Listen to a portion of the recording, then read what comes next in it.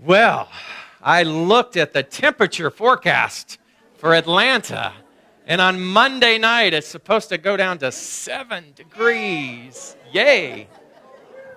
Yeah. So what do you do when you hear something like that, besides run to Florida? Well, you have to prepare. So when you get information like that, there's a preparation.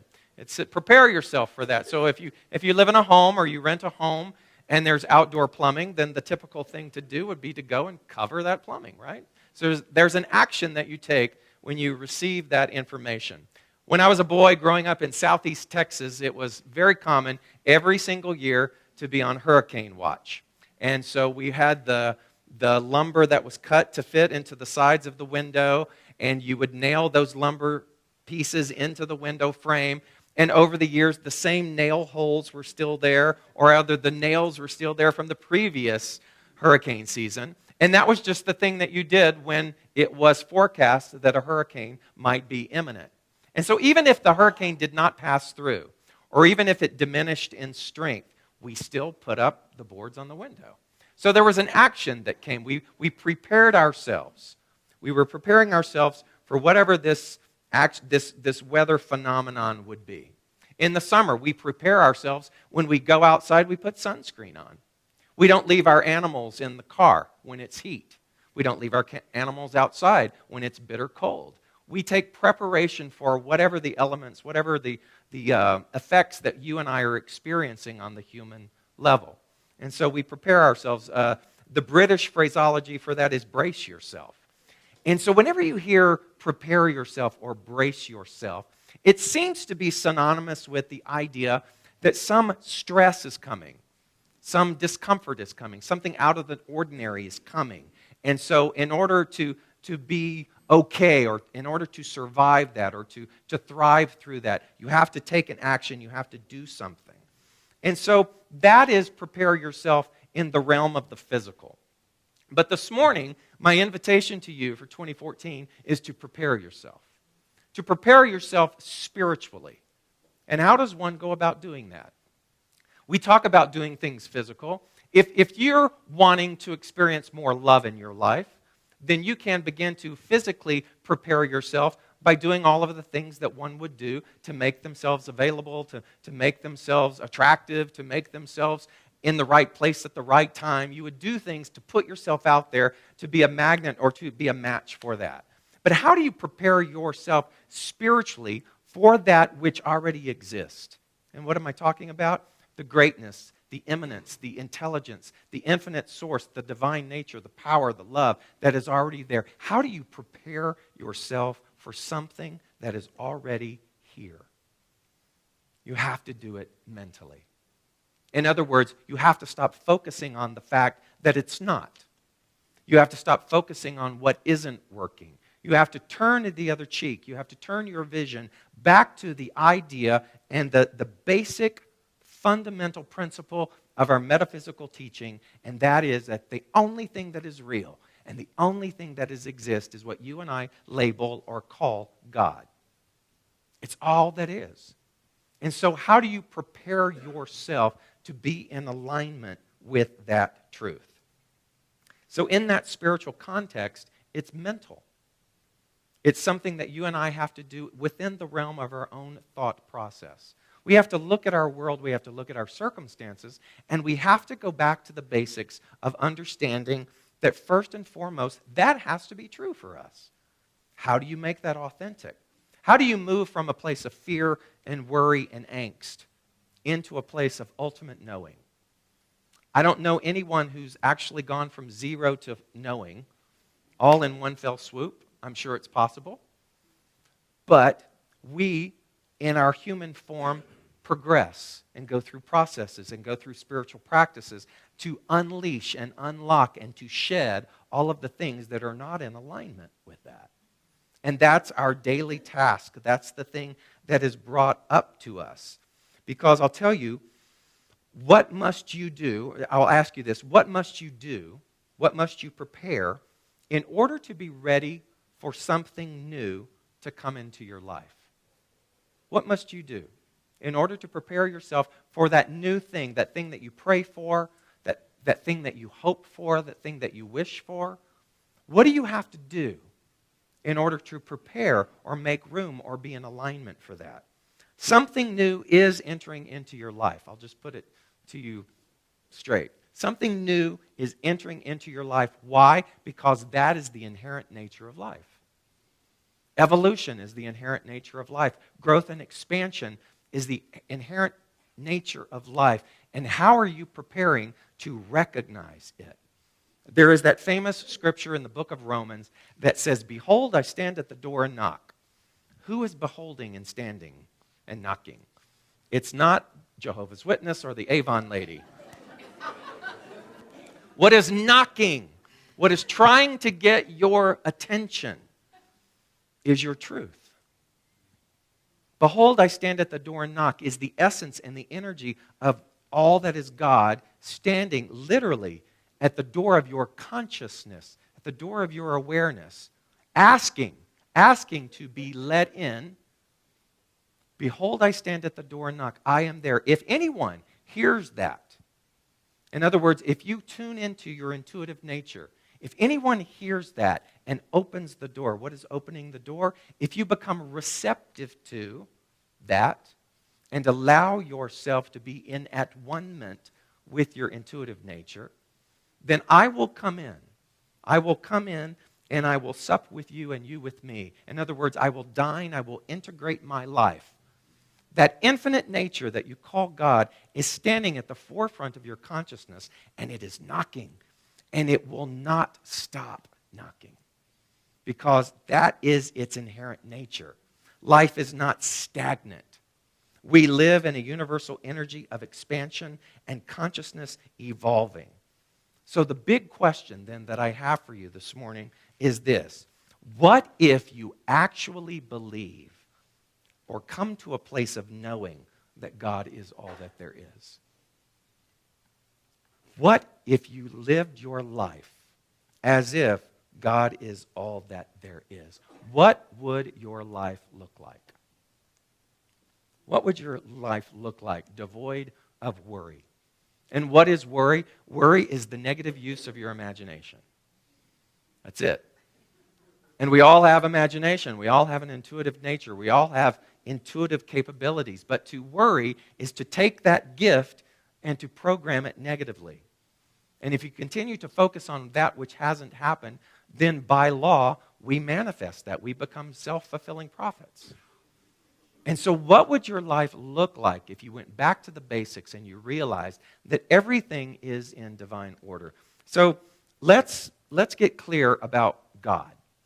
God, as we teach, is not a being with a beard and a fork sitting somewhere on a throne above you. God is not separate. There is no dualism in the relationship that you and I have with God. God is beyond gender.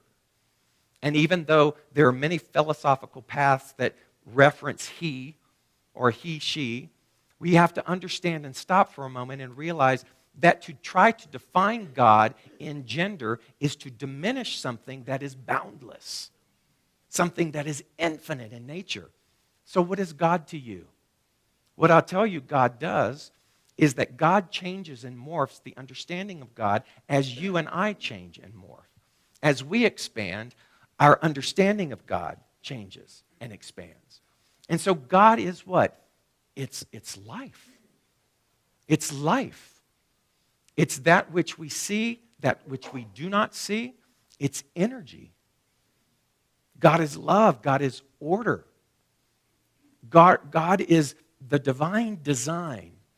God is the intelligence that hooked up and created all of the systems that make up your physical body.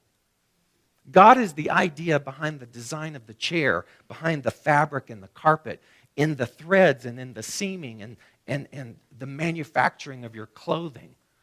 God is in the walls of this room. God is in... Why are those wreaths still up?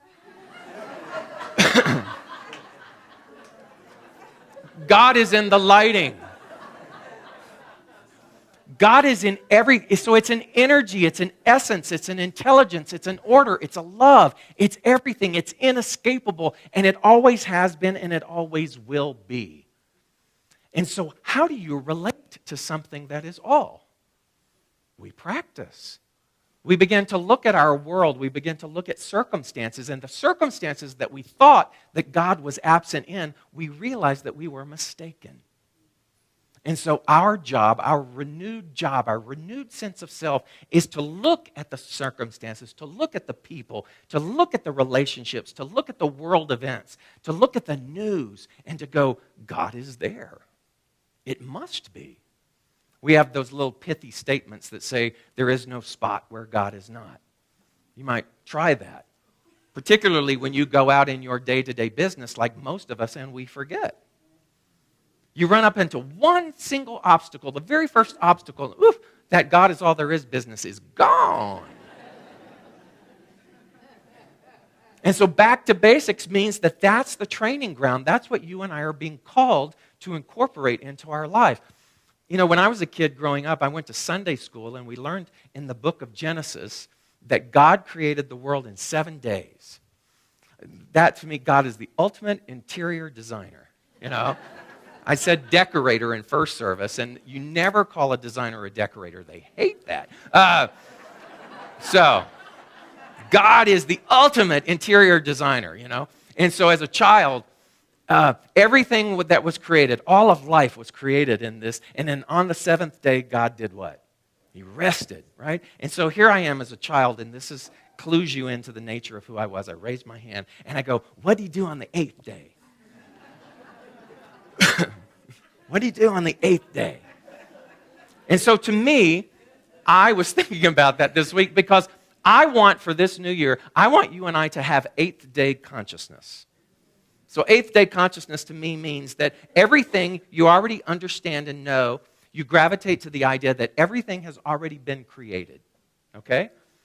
That means that the job that you want, it's already been created. The person, the love that you want, that love already exists. It's already been created. The solution or the cure for any disease has already been created. It's just a matter of us and our humanness to catch up to the creation that already exists. You know, the world was round even when man said that it wasn't. And so man, in its infantile consciousness, had to go and embark and discover that the world was round and that was already created. That infinite nature. So you and I have to go out into the world to uncover the fact that everything has already been created. So everything's already created. Then on the 7th day he rested, because that was a lot of interior design. So on the 8th day, to me, I fancied God going, wow, let's play. Let's now allow everything that I recouped from a hard 6 days of work, and now I'm going to go enjoy. I'm going to go out and I'm going to enjoy the creation that already exists. And I tell you what, many of us need to learn how to lighten up and to enjoy and to move into 8th day consciousness. And so part of what I want to extend to you today is to begin to look at that and to allow that to be a part of who and what you are. I was thinking, too, about our global organization. We are a part of an organization called Centers for Spiritual Living. And many, many years ago, they came up with a mission statement, or a goal, if you will, that said, creating a world that works for everyone. That was the mission of this religious science teaching founded by Ernest Holmes, was to create a world that works for everyone. And I thought, wait a minute. A world that works for everyone already exists. But it's up to the individual to play. It's up to the individual to recognize that the world is already working for everyone. So I had to tweak that a little bit. So we are bringing realization to people about a world that already works. It's an extended invitation. It is a door. It is a hand for you and I to stop lingering in the illusion and to move into the substance of life. And to begin to know mentally and understand that all has already been there. And it's standing at the door of your consciousness and knocking and wanting to come in. So back to the basics. Many of our centers across the globe take the month of January to focus on the very beginnings of the major book by Ernest Holmes, which is called The Science of Mind. And in that book, there are 4 parts. And the first part, Ernest just tries to explain what I've been talking about. And he calls that part the thing itself. The thing itself. And what he's indicating about the thing itself or itself is the fact that that's what he's calling God. And it seems a little odd to call God it when you and I have been domesticated and instructed to think of God as a separate being. But think about the power of that. The thing itself, man, the thing itself is all. When we finish our prayers, we say, and so it is. And so it. What is the it of and so it is? And so God is. So we're already declaring that which is God, that is the ultimate thing. It's already here. So the thing itself, Ernest tells us, is that all-permeating essence of intelligence and order and love and harmony and wholeness. And we then are vessels of that nature. Vessels. You and I are vessels, or the infinite nature, by which the infinite, the thing itself, can come and experience and express individually by means of your personality. You are unique. Your gifts matter. And the way in which you present those gifts, see, you're a vessel, but you are an infinite vessel. You are a vessel without boundaries. You are not contained by this skin. You are not bound by your past or history. You are not even bound by the ideas that you believe are true about yourself, as long as you discontinue those beliefs. All those two things, I'm to this, I'm to that. The moment that you free yourself from all of that, you become a boundless vessel by which the thing itself, the infinite intelligence of God, can express by means of you. And we do that by the way in which we choose from our mind. They call it the objective mind or the surface mind. And the way in which we declare and know, going back to the basics, that God is all that there is that you look a situation right in its face and you go, I demand to see the God in this. Especially when you think that you can't. When you think it's separate from you. That's the practice. That's the beauty. That's your PowerPoint. That's your transformation. To go back now and to do your personal inventory and to do it with integrity and to look at what's not working in your life. And I can guarantee you, whatever's not working in your life, I feel that God is absent from that. But if you go back and you revisit those things and say, I demand in this moment to see the thing itself, the infinite intelligence of God in this thing. And if you demand that, if you make a demandment on the universe answers. And you and I will begin to practice and to see through new lenses, to see the order that is there. And that's the beauty, and that's your job. That's what you signed up for. That's what I signed up for. And so you know that you are on point and you are on purpose when you get up every single day and you look at the circumstances around you and you say, I got this. I got this. Because I am the intelligence and the vessel by which the thing itself is wanting to experience. And so he reminds us in this beginning part that all thought is creative. All thought is creative. And so thought just didn't go and then drops. It's creative. It's an energy. And so you take the thoughts then that you and I dwell upon, and the subjective part of our mind takes those and goes, okay, I agree with you. So if you dwell upon not having enough over and over and over and over again, month after month, if you curse your job, if you curse your circumstances, then subjective mind, that part goes, okay, you're right. Life sucks. And you get to be right. And that's the beauty and the gift of our free will. But if from now on, starting today, you begin to practice and say, I demand to see the perfection in this. I demand to see the order in this. I demand to see all of the virtues that we attribute to God in the circumstances that are in my life. You will begin to see those things, and transformation will occur. So Ernest Holmes says in those beginning part in the thing itself, he says, let me tell you, the road to freedom is not mysterious. See, what I just told you is no big deal.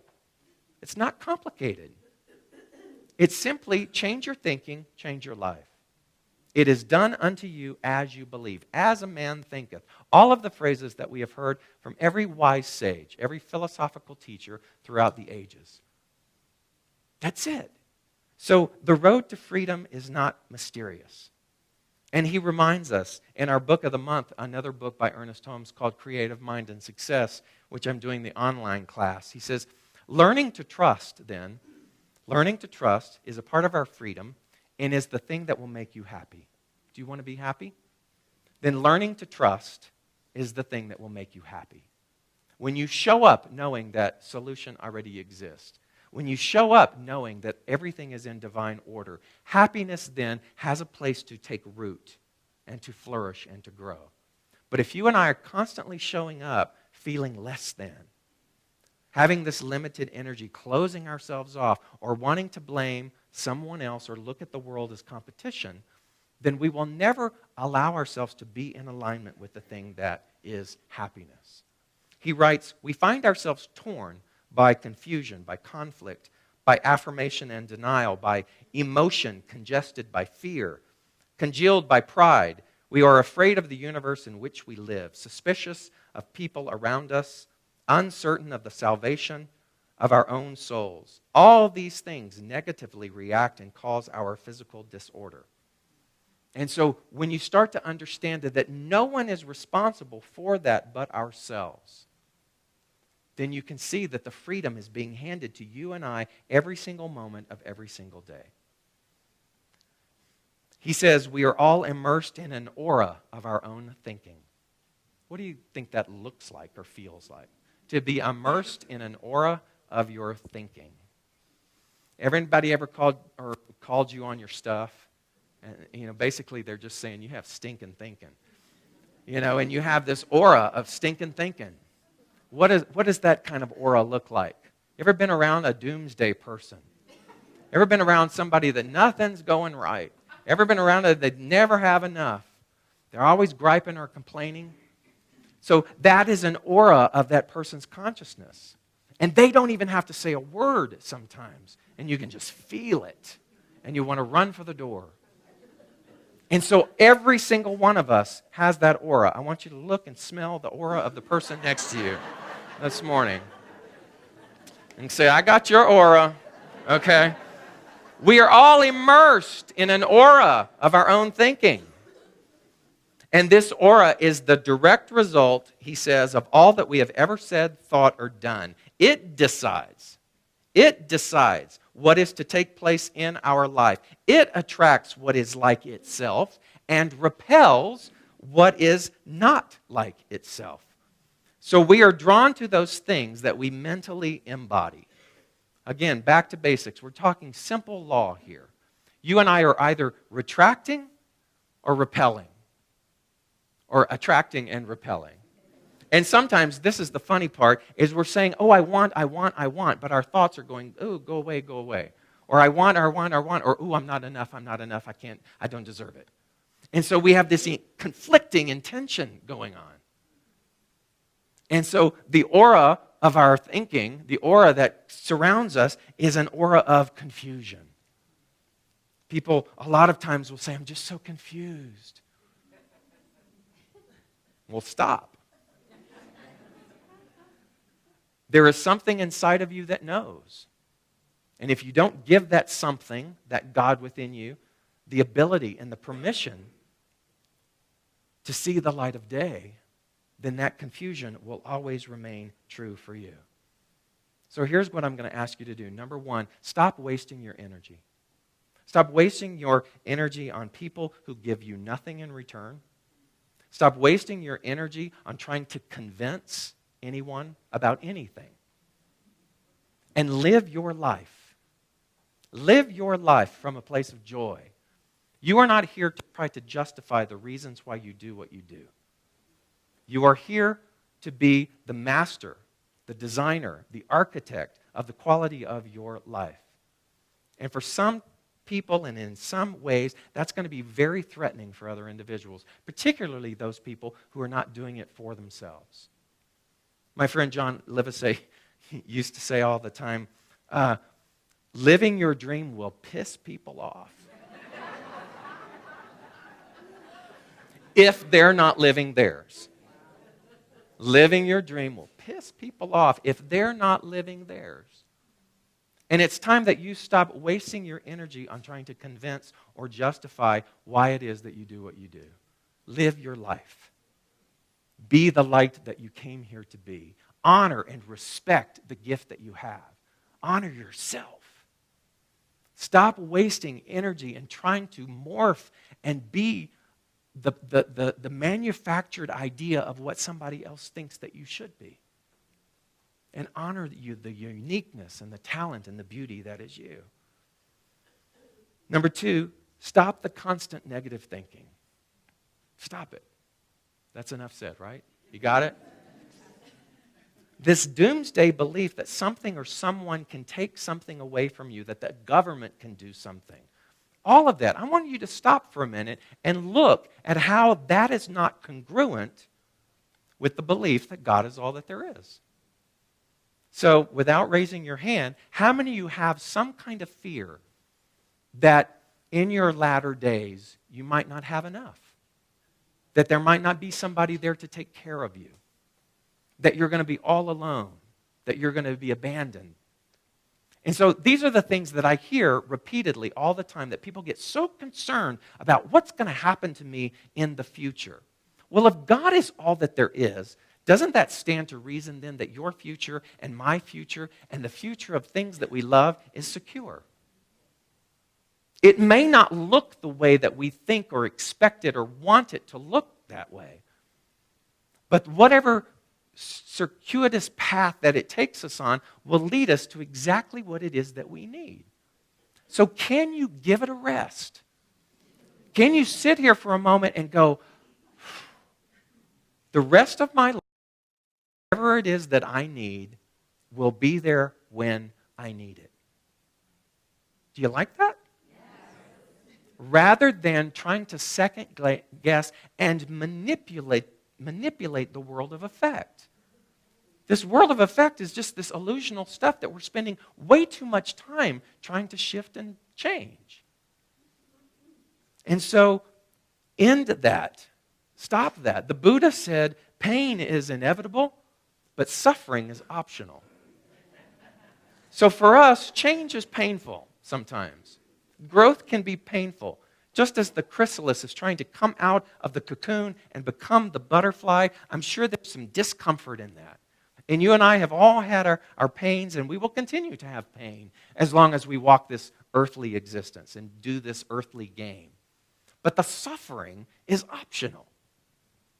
And so you and I can take the experience of that pain and use it as the catalyst for that ascension consciousness that you and I strive to have. And number 3, be prepared for the emergence of your self-realization. You get right that your self-realization is the reason why you and I are walking on this planet. Your reawakening, your coming back to life, your understanding the limitless potentiality of who you are is why you chose to be here and do this dance. And so, the sooner that you accept that, the swifter that you allow the emergence of that realization to come through, is the moment when life really is alive and vibrant and in technicolor. And you get to experience the whole reason of being on purpose and what that means. Richard Bach said, learning is finding out what you already know. So we're all learning, right? But really what we're doing is we're uncovering that which has already been created. Learning is finding out what you already know. He then says, action is showing that you know it. So how are you going to prepare yourself? What action are you going to take to be in alignment with the infinite nature of who you are? And then he said, teaching is letting others know that they know it as well as you do. So I stand before you this morning saying, you know this already. See, what happens is that every time we gather together in community, in a class, or you get on a one-on-one with another enlightened being, some of the illusion begins to chip away. And you begin to reawaken more and more and more.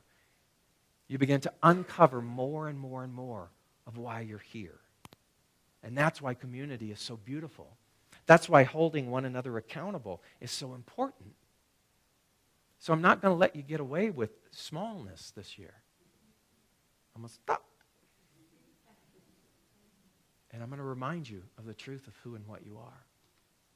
So take a moment and close your eyes with me, and let's anchor this truth in.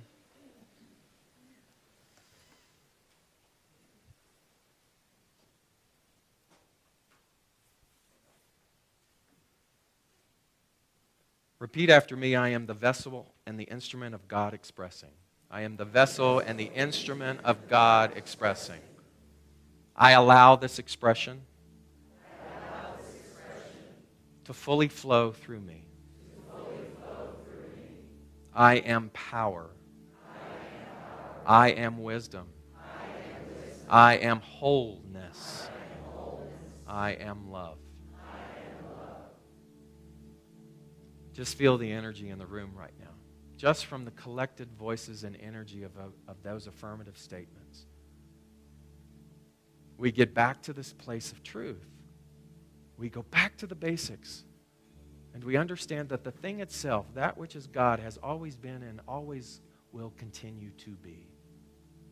And our emergence into this life is like emerging into that ceaseless river that has always flowed and will continue to flow long after we leave this experience. And so our job now, our vow on this new Sunday of this new year is to step into this flow and to begin to prepare ourselves to be in alignment with the greatness of who we are. And we do this through action, but we mostly do it through our mental processes. We now catch ourselves when we mentally stray and we turn the other cheek back to that truth. Forever proclaiming, forever knowing, forever becoming accustomed to the idea that the only reality is that which is God. And in celebration of this, we give ourselves permission now to let the greatness of this year reveal itself. Because the greatness is already here. Your breakthrough is already here. Your healing is already here. And we give ourselves the permission now to see it, to accept it, to recognize it, to own it, and to be it. And in celebration of all of this and the divine ideas that are forever permeating within each of us, we take a deep breath in. And we claim this year as the year of our greatness. Knowing this to be so, we breathe in together and we say, and so it is.